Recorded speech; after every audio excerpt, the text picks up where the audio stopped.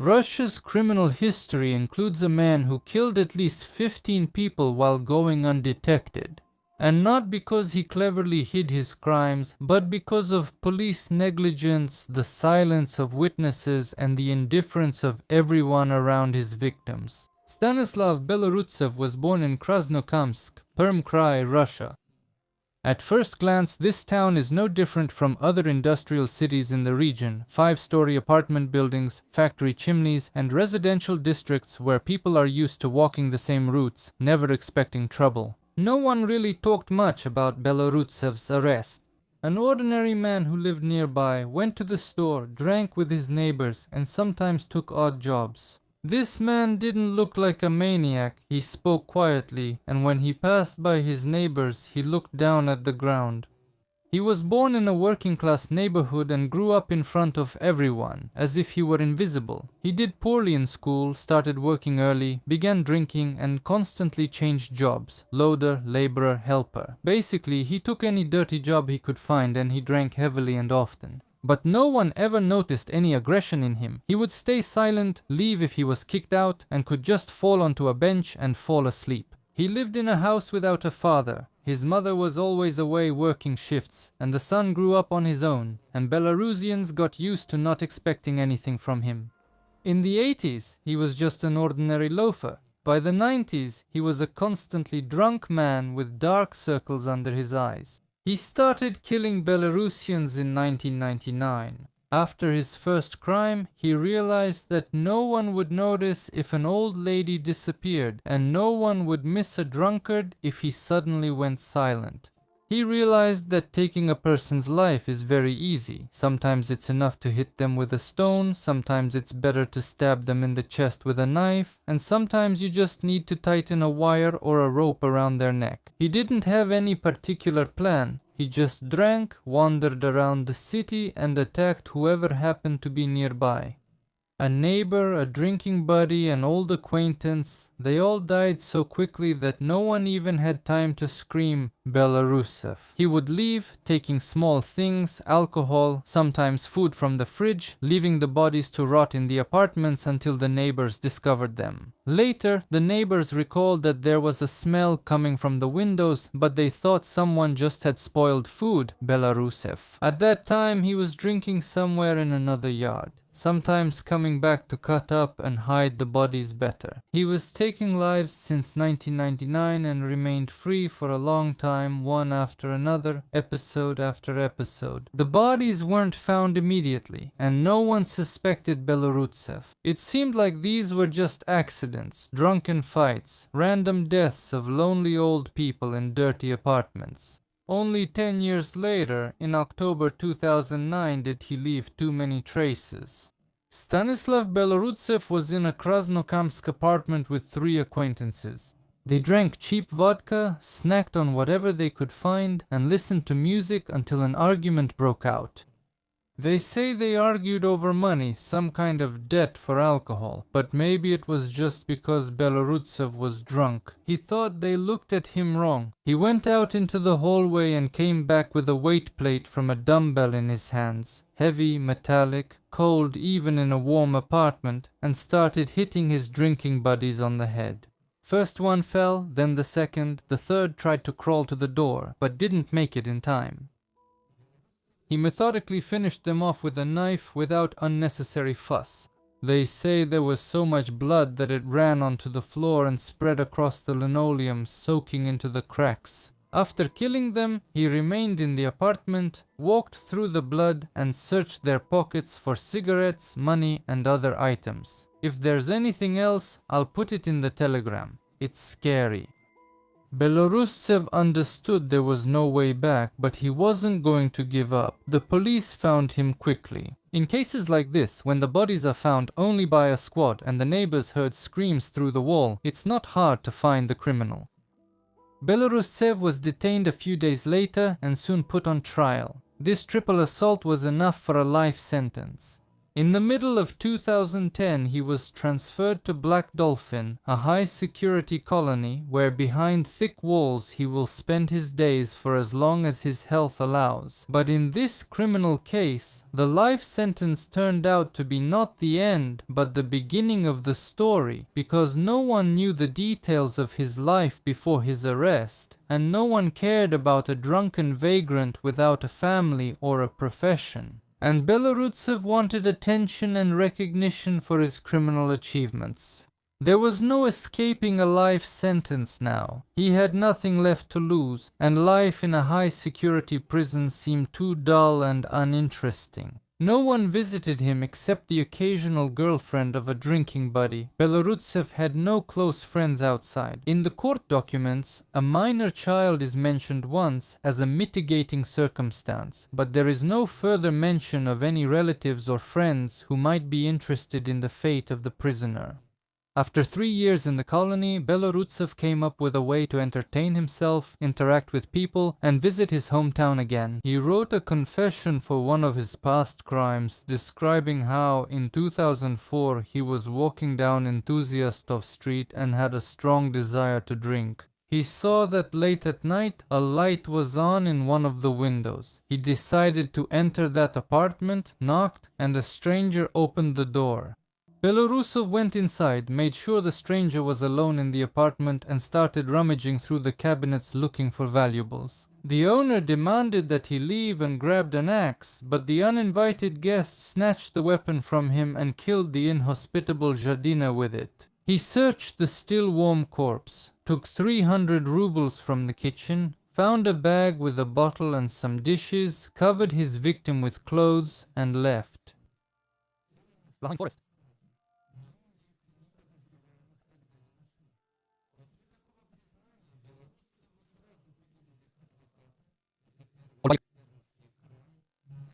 Master Deskal. Questions and experiments exposed his old bastards.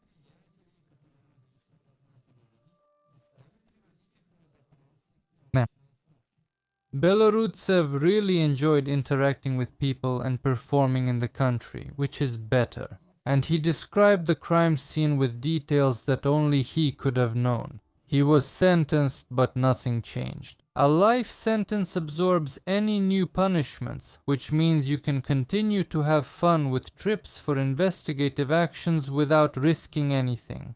In 2015, the Belarusian Vusinov got bored with prison life and wrote a confession to another crime. In the winter of 2004, he and a friend were walking through the city at night looking for a place to drink vodka. There was a light on in one of the windows, and the drunks decided to go in and ask for alcohol or money. Belorutsev didn't care where or with whom he drank. He often spent time with strangers, went into other people's apartments, drank, and caused trouble. This time, the friend was greeted at the door by an old woman, about 70 to 75 years old. The drunks brazenly entered the stranger's apartment and demanded a drink, but the elderly woman asked them to leave. Belorutsev searched the cupboard for shot glasses. When the woman tried to stop him, he became angry and stabbed her with a knife. The elderly woman died at the scene. No money was found in the friend's apartment. All the poor old woman had of value were 2 icons and a pair of sneakers. The accomplices thought about selling them, but eventually decided that they wouldn't be able to trade these things for a bottle, so they left empty-handed. When Belorutsev confessed to this attack, it wasn't difficult for the police to find his accomplice. Their friends who knew about this case and kept silent for more than 10 years, and the evidence in the old unsolved case. The new sentence didn't change anything for Belorutsev again, but now his accomplice was imprisoned, which meant he now had a way, while sitting in prison, to make life difficult for his old acquaintances. And so, in 2016, he went to Krasnokamsk again to amuse himself by discussing his exploits. This time, he told how he came with some friends to a family he knew to have a drink and socialize. A quarrel broke out. The owner of the apartment was beaten, and then Belorutsev tightened a wire around his neck in front of his wife and child. Then the guests assaulted the deceased man's wife, and Belorutsev suggested to his friend that they silence her. He agreed and strangled her in the same way Belorutsev had shown. A silver chain and a music player were taken from the apartment. The young son of the victims later told the police that some men came and beat his father, but no one was found. After Belorutsev's confession, they managed to identify both the accomplice and the witnesses who had kept silent about this case for years. In mid-2017, Belorutsev was returned to Krasnokamsk again. He wanted to talk again and to visit his homeland, and he decided to confess to another killing that he had kept silent about for more than 10 years. He said that in April 2004 he killed an acquaintance named Diri Glazov. It all happened in an apartment on Zvezdnaya Street. They were drinking together in the cramped booth of a kiosk where his partner worked, and then they went to Diri Glazov's home. Something snapped there, old resentment broke out, and the Belarusians. He punched him in the face a couple of times, but that didn't seem enough to him, so he grabbed a pair of scissors that happened to be nearby and stabbed him in the neck and back. Blood gushed from the artery in his slashed neck. Diri Glazov died quickly, and the Belarusian was left alone in the apartment in silence next to the corpse. The women who knew the Belarusian remained silent all this time.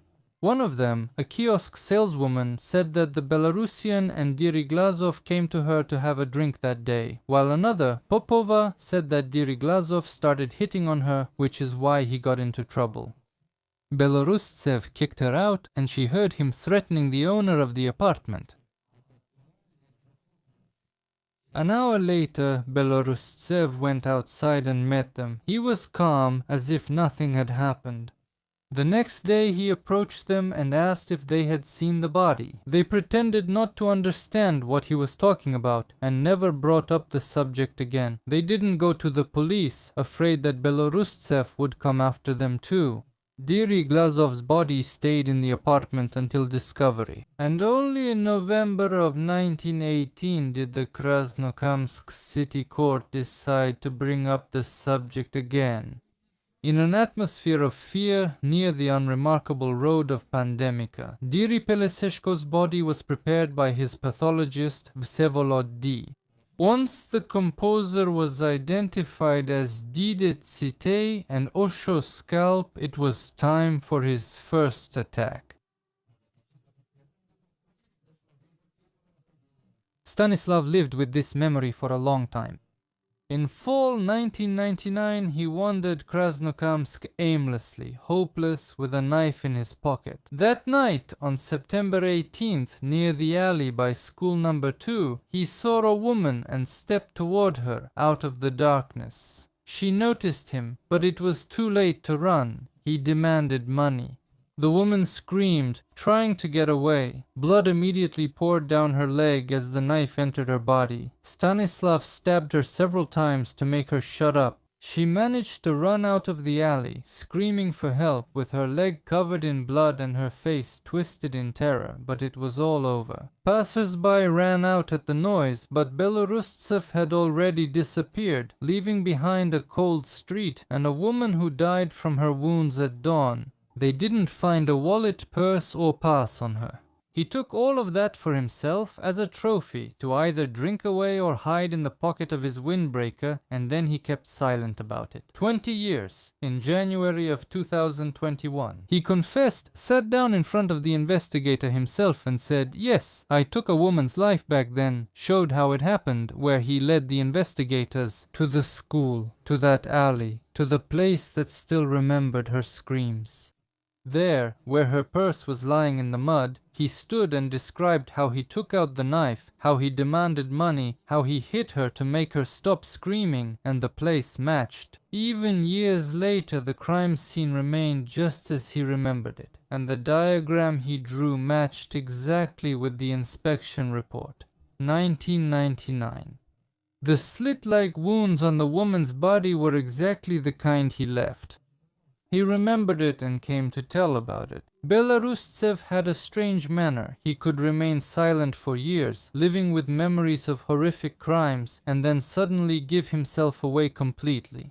No one had to force a confession out of him. He would come and tell everything himself, and each time it seemed as if he was simply tired of carrying yet another dead weight with him. But most likely he was actually prolonging his pleasure and used these confessions as a form of entertainment. Because here you are really serving a life sentence, and how could you ever get out just like that and walk free? Maybe he even regretted a little that he didn't kill more people. But for example, if he had killed 100 people, then he would have had enough to go to investigative experiments and testify in court once a year until old age. When he started talking, started confessing, he did it with a frightening normalcy, without remorse, without a tremble in his voice, without any of that. As if he were telling how he went to buy bread, he described how he approached people, how he cut them, how he took the little they had, how he left, leaving behind silence and blood, and he always explained it. I just wanted money, wanted to get drunk, wanted to be left alone. Sometimes he said he did everything alone. Sometimes he tried to involve others in it. Talked about drinking buddies, about women who supposedly pushed him to take lives.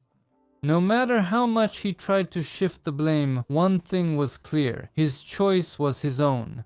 The examination showed that he is sane. There are organic disorders due to alcoholism, but they do not prevent him from distinguishing right from wrong. Belorutsev does not have an intellectual disability, so he clearly knew what he was doing. He was the one who would leave his room at night when the city was asleep and follow those who couldn't fight back. He chose easy prey, and if he could, he left no witnesses. The investigators said he was difficult to deal with. He wasn't rude, didn't shout, didn't make a scene, but he wasn't afraid either. He spoke quietly, confidently, staring somewhere at the floor as if he was back there at the scene in that moment. One of the reasons why Belorutsev remained above suspicion for so long was the marginal status of his victims. They were all lonely, heavy drinkers, and after they disappeared, no one raised an alarm. Some people thought the person had just left or gone on a drinking binge. When the bones were found by chance, it was not always possible to identify the person, and only years later, with new confessions from Belorutsev, were the cases finally closed with the last confession of N.E.V. He wrote in 2023 telling how he once lived with his lover on January 3rd, 2003. In their small apartment in Krasnokamsk, a guest appeared, Natalia Kornienkova, a young woman. Mom had a fight with her partner and went to her partner's friend Belorutseva. Natasha thought she would wait out the storm, have some tea and distract herself, but she didn't know that Belorutsev was watching her closely. He watched as she fixed her hair, as she took off her gloves, and even then he decided today she won't leave this place. First, he sent his partner to the bathroom. I don't know how he managed that. And then he approached Natasha. Tears, screams, pleas. It didn't matter to him. He assaulted her and then took her life.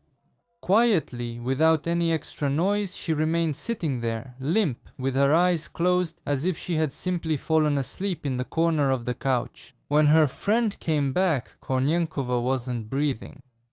Belorutsev unfolded the couch and, pointing to the scarf, said, "Want to sleep like Natashka?" He ordered her to lie down next to the dead woman. She realized she wouldn't get out and obeyed, lying on the couch next to her friend's body. He assaulted her, although later he said, "What kind of victim is that? She's my woman." Afterwards he allowed her to leave. The woman left, carrying with her the horror and the smell of death. And he stayed, taking Natasha's earrings, 2 rings, a chain, old Nokias, 33, 10, and 400 rubles, everything he killed her for. A few days later, Belorutsev was waiting for his lover not far from her house, holding a dark bag in his hands. "Do you know who's in here?" He smirked. "It's Natasha the gypsy." He was carrying her in the bag like garbage, without regret or fear. Just another dead woman that no one will miss right away. If you want even more videos, go to Boosty if you're in Russia, and Patreon if you're not. There you'll find exclusive videos that aren't on YouTube. The links are below the video.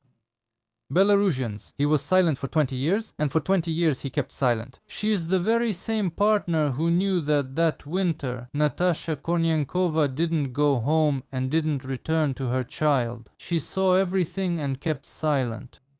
When Belorutsev finally decided to tell the investigators all the details, he told them where the body was. He didn't get rid of the corpse right away. At first, he kept it on his balcony among bags and old things.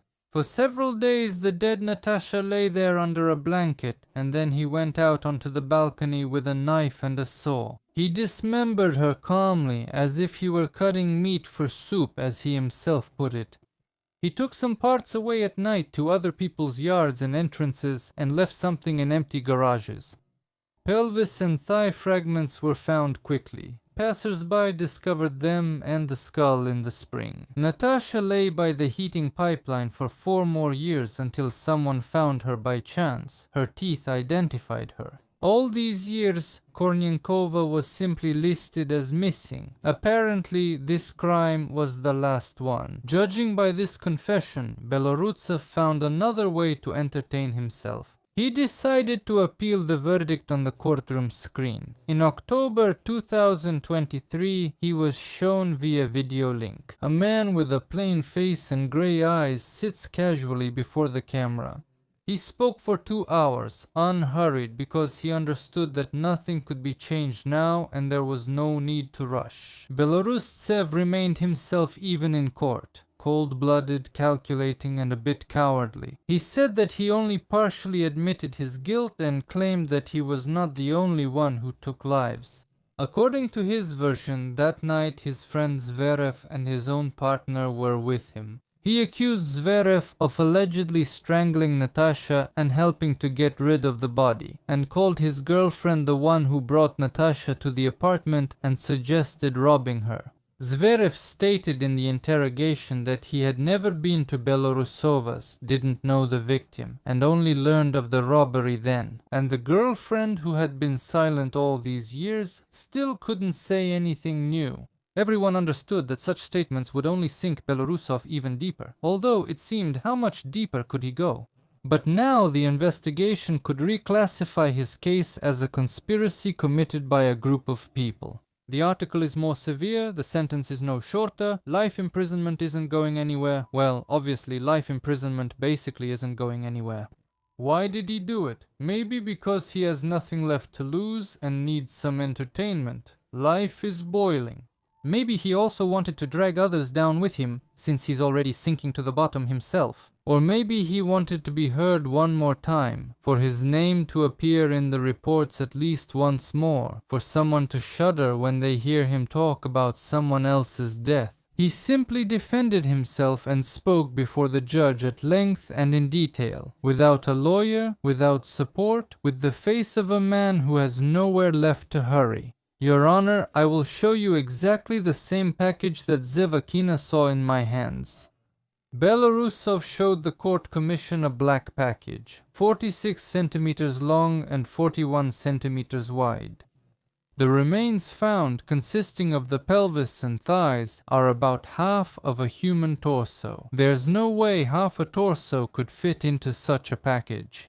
That's why the witness is making everything up. Her testimony is improvised, but the court believed her fiction, and no one even cares. I played along with her. I was curious to see the outcome, also Belarusians. For several minutes he described in great detail, down to the smallest details, what the couch in his apartment looked like, accusing the witness of describing the furniture incorrectly, which meant her testimony was a lie. He kept returning to the description of the couch many times during his speech until the judge reminded him that he was repeating himself. The prosecution was based only on my confession, even though it's my right to testify, but the investigator should have gathered other evidence as well, the convicted man noted. I am being treated with bias because I am serving a life sentence. The verdict is unlawful because not all the evidence was revealed and my arguments were not heard, my testimony was distorted. It was obvious to everyone that he was simply entertaining himself with trips to investigative actions and appearances in court. One of the participants in the process said, The very first witnesses, in particular the deceased's partner, said that the missing woman supposedly went to visit Belorutsev. He should have been questioned right away, but they didn't do it. The statements he gives are being confirmed, he's being taken to new investigative actions, he has nothing to lose, and after waiting some more time, he might give new testimony. It was clear to the court that with such a body of evidence, Belorutsev could be innocent and the verdict was upheld. But he keeps filing complaints and appeals again and again, even though it's obvious they won't change anything for the investigation. The Belorutsev case became a rare instance when a criminal already sentenced to life helped to solve old cases. Prosecutors noted that if Belorutsev hadn't confessed, many cases would have remained unsolved. But that didn't save him from a new sentence. The court upheld the life imprisonment. New episodes were added to his personal file. Interestingly, Belorutsev didn't consider himself a maniac. He said that he took lives when he was drunk, out of anger, when people wouldn't give him money for alcohol, but he didn't get any pleasure from taking lives. He considered himself an ordinary homeless man who ended up behind bars and understood that he had no chance of getting out. He himself complained about his health, asked to be transferred to another colony, but remained in Black Dolphin, one of the strictest prisons in Russia. Black Dolphin became his final stop. He sits quietly, doesn't get into conflicts, writes complaints and statements. According to the colony staff, Belorutsev looks tired, gray-haired and lost, but still physically strong. Sometimes he says that before he dies, he wants to be free, but he understands himself that it's impossible. Investigators and prosecutors don't see him as a particularly cunning or devious criminal. He simply lived in a world where a fight could end in death, and a few hundred rubles and a bottle of vodka were enough reason for an attack. After all, we're talking about the period from 1999 to 2009. His victims were the same kind of people from the streets, drinkers and unwanted by anyone, whom nobody looked for when they disappeared. Now, based on the available data, let's try to understand what kind of person our maniac was today. Well, actually, why was, even at the time of preparing this video, he still is. Stanislav Belorutsev, in general, embodied the return of a quiet, socially invisible monster whose pathology is rooted not in obvious madness, but in deep human emptiness, nurtured by poverty, alcoholism, and the all-consuming indifference of the surrounding world. His personality is a toxic blend of marginality, emotional dullness, and cold, instrumental violence. Here's what characterizes him, in my opinion. First, emotional emptiness and lack of empathy. At the core of his nature lies a shocking emotional poverty. He showed neither remorse nor fear, nor even malice. He described taking lives and dismembering bodies with a chilling casual tone, as if simply cutting meat for soup. This inability to empathize, to perceive someone else's pain and fear as something meaningful, is a key trait. To him, people weren't human beings, but either obstacles or sources of money and alcohol. The death of another person did not register in his mind as a tragedy. Secondly, the instrumental aggression and cold calculation of the Belarusian was not that of a madman in a fit of rage. On the contrary, his violence was cold, pragmatic, and situational. He took lives not for sadistic pleasure, although he did not rule out abuse, but to achieve his goal of getting money for alcohol, eliminating a witness, or removing a real or imagined threat. The weapon, a knife, a stone, a wire, a dumbbell plate, or weight, was used methodically, without unnecessary emotion, like a work tool. He targeted easy victims, marginalized people, the elderly, women, and those unable to fight back, whose disappearance wouldn't attract attention. But maybe he was just guilty of choosing people like himself, meaning the kind of company he kept, so those were his victims too. That's also possible. Thirdly, pathological lying and manipulativeness. Even after his confession, his stories were a toxic cocktail of truth and lies. That is, he confessed to some crimes just for fun, to distract the investigators, but at the same time he deliberately implicated innocent people, accusing his partners, friends, trying to share the blame, or simply out of malicious pleasure to ruin their lives. His later attempts to challenge the verdict with absurd arguments, the size of the bag, the description of the sofa, are a demonstration of manipulative cynicism, playing with the investigation and the court out of boredom and a sense of complete impunity. Well, really, what does he have to lose by doing this? Fourth, social marginality and transparency. He was both a product and a predator in his environment, in a world of drunkenness, poverty, and social decay. His own life as a perpetual drunk with dark circles under his eyes, working as a loader's assistant, made him invisible, transparent to society and law enforcement. This marginality, both his own and that of his victims, became his main protection. For years he lived at the bottom, where disappearances were dismissed as people drinking themselves to death, leaving town, or random chance. No one really knew where they went.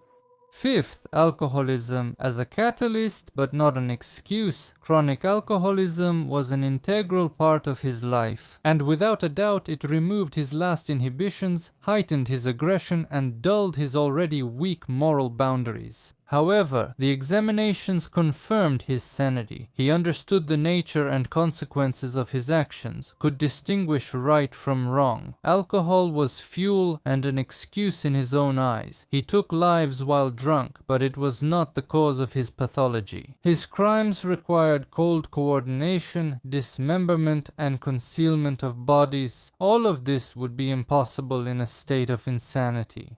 Sixth, the absence of fear and the need for control. Even after his arrest and facing a life sentence, he showed no fear. His confessions were not an act of remorse, but a tool to control the situation. He dictated when, what, and in what light things would be discussed.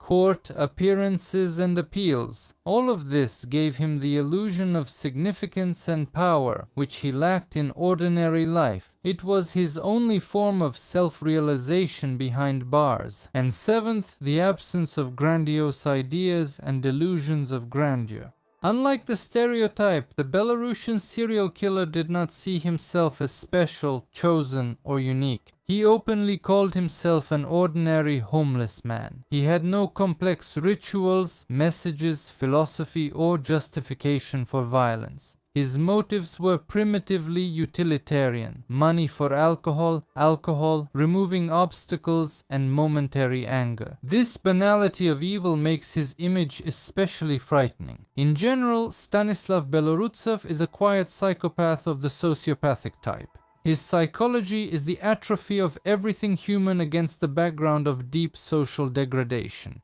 He is devoid of empathy, conscience, and fear. By the way, that's who you can really call shameless. His crime is not a fit of madness, but a cold, pragmatic tool for solving immediate problems. In a world where human life, especially the lives of other outcasts like himself, is worth nothing, and admitting it is irrational. This is not a cynical game or the boredom of a lifer. He simply lived in an environment where the deaths of unwanted people could go unnoticed for years. Belorutsev's story didn't make it to the federal channels. His name is known in the Perm region, but outside of it few people have heard of him. His crime is the quiet, terrifying backdrop of life in small towns in the 2000s, where violence and death can go unnoticed.